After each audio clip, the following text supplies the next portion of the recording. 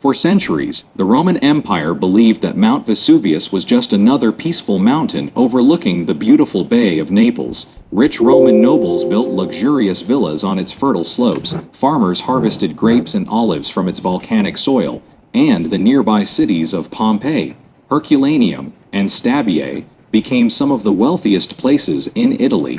No one imagined that the mountain towering above them was not asleep. It was silently preparing one of the deadliest volcanic eruptions in human history.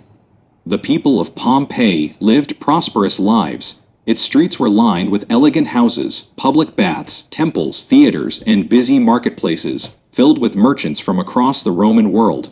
Ships arrived daily carrying goods from Egypt, Greece, North Africa, and the eastern provinces. To its citizens, Pompeii seemed like the perfect Roman city.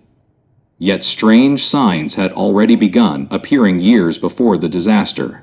In 62 AD, a powerful earthquake struck the region, damaging temples, homes, and public buildings. Many structures were still under repair years later. Smaller tremors continued to shake the city from time to time, but the residents gradually accepted them as a normal part of life. They had no scientific understanding of volcanoes, and no one connected the earthquakes to the mountain beside them.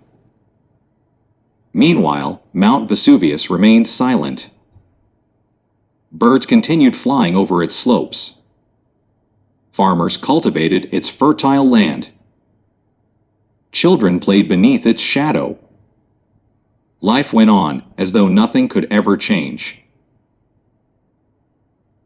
Then came the summer of 79 AD. During the final weeks of August, the earth began trembling more frequently. Wells started drying up, animals behaved strangely, and some residents quietly left the city, sensing that something was wrong. Most people, however, ignored the warnings. After living with earthquakes for years, they believed these small tremors would soon pass. They were terribly mistaken. On the afternoon of 24 August 79 AD, although some modern historians argue the eruption may have occurred later in the year, a deafening explosion shattered the sky. Mount Vesuvius erupted with unimaginable force. A gigantic column of ash, smoke, and volcanic rock rose more than 30 kilometers into the atmosphere, turning daylight into darkness. Within hours, stones and burning ash began raining onto Pompeii. Panic spread instantly. Families rushed through the streets searching for loved ones. Merchants abandoned their shops. Soldiers attempted to organize evacuations, while desperate citizens carried whatever belongings they could. Many believed the eruption would stop after a few hours. Instead, it grew even worse. Ash accumulated rapidly on rooftops, causing buildings to collapse under their own weight. Breathing became increasingly difficult as thick volcanic dust filled the air. Those who remained indoors risked being buried alive. Those who fled faced falling rocks, choking ash, and complete darkness.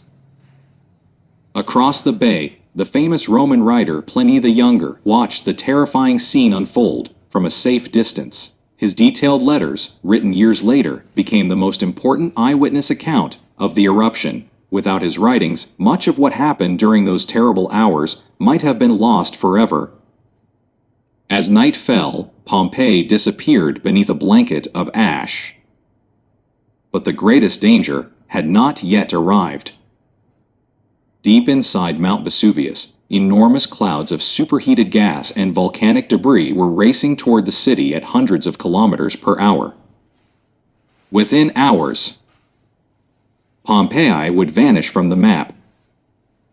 And for nearly 1,700 years, the lost city would remain hidden beneath the earth, preserving one of history's greatest archaeological mysteries.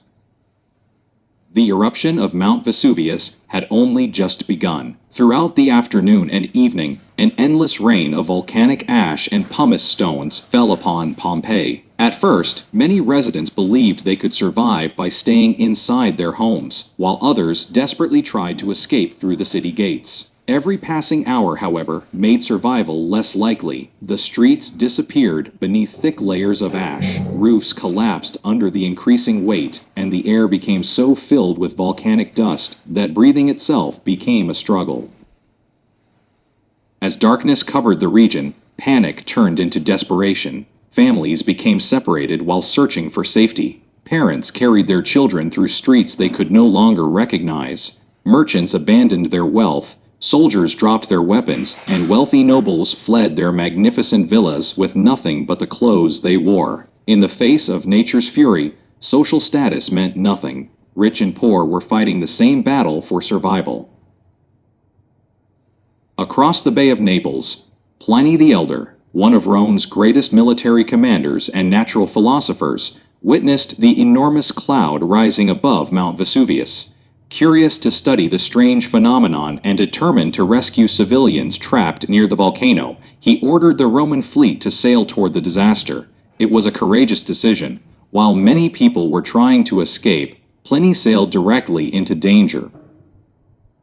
As his ships approached the coastline, volcanic ash and burning rocks began falling into the sea. The air filled with poisonous gases, making it difficult for sailors to breathe. Despite the danger, Pliny continued his rescue mission, helping frightened families reach safety wherever possible. Eventually, however, the toxic fumes became overwhelming. Ancient accounts, written by his nephew, Pliny the Younger, describe how the famous Roman scholar collapsed and died during the rescue attempt. His death turned him into one of history's earliest recorded heroes of a natural disaster. Meanwhile, Pompeii faced an even greater threat than falling ash. During the early hours of the following morning, pyroclastic flows, massive waves of superheated gas, ash, and volcanic debris raced down the slopes of Mount Vesuvius at incredible speeds. These deadly clouds reached temperatures of several hundred degrees Celsius and moved faster than any human could run. Entire neighborhoods were engulfed within moments. Those who had survived the night had almost no chance of escaping. Nearby, Herculaneum suffered an equally tragic fate. Unlike Pompeii, which was slowly buried by ash, Herculaneum was struck directly by these scorching pyroclastic flows. The intense heat killed thousands almost instantly before the city disappeared beneath layers of volcanic material many meters deep. Within less than 2 days, Pompeii, Herculaneum, and several surrounding settlements had vanished from the surface of the earth. Roads disappeared. Temples vanished. Markets, theaters, villas, gardens, and public baths were buried beneath thick volcanic deposits. It was as if these thriving Roman cities had never existed. For the survivors who escaped, the disaster became a nightmare that would never be forgotten. Many lost entire families, businesses, and homes in a single day. The Roman Empire mourned one of the worst natural catastrophes in its history, yet there was little anyone could do. Nature had defeated the greatest civilization of its age. Then, another mystery began. As decades passed, the exact location of Pompeii slowly faded from memory. New villages were built nearby, vegetation covered the land, and future generations no longer knew where the once famous city had stood. Ancient writers described the eruption, but the city itself seemed lost forever. For more than 1,600 years, Pompeii remained hidden beneath volcanic ash. No one walked its streets. No one entered its homes. No one knew that beneath the ground lay an entire Roman city, preserved almost exactly as it had been on the day disaster struck. It was one of history's greatest hidden time capsules. And when explorers finally uncovered it centuries later, they would discover frozen moments of ordinary Roman life unlike anything the world had ever seen, turning Pompeii into one of the greatest archaeological discoveries in human history. When Mount Vesuvius finally fell silent, the Roman Empire was left in shock. Entire cities had disappeared beneath millions of tons of volcanic ash, and thousands of lives had been lost within hours. Emperor Titus, who had only recently become ruler after the death of his father Vespasian, immediately organized relief efforts for the survivors. Money from the imperial treasury was used to help those who had lost everything, while Roman officials attempted to rebuild nearby communities. But there was one thing Rome could never rebuild: Pompeii itself. The city was considered permanently lost, and with time, nature slowly erased every visible trace of its existence. Years passed, then decades, eventually centuries. Forests grew over the buried ruins, new roads crossed the area, and entire generations lived and died without realizing that an ancient Roman city lay beneath their feet. The names Pompeii and Herculaneum survived only in old writings, while their exact locations faded into legend. One of the richest cities of the Roman Empire had vanished so completely that many people believed it would never be found again. Then, nearly 1600 years later, something extraordinary happened.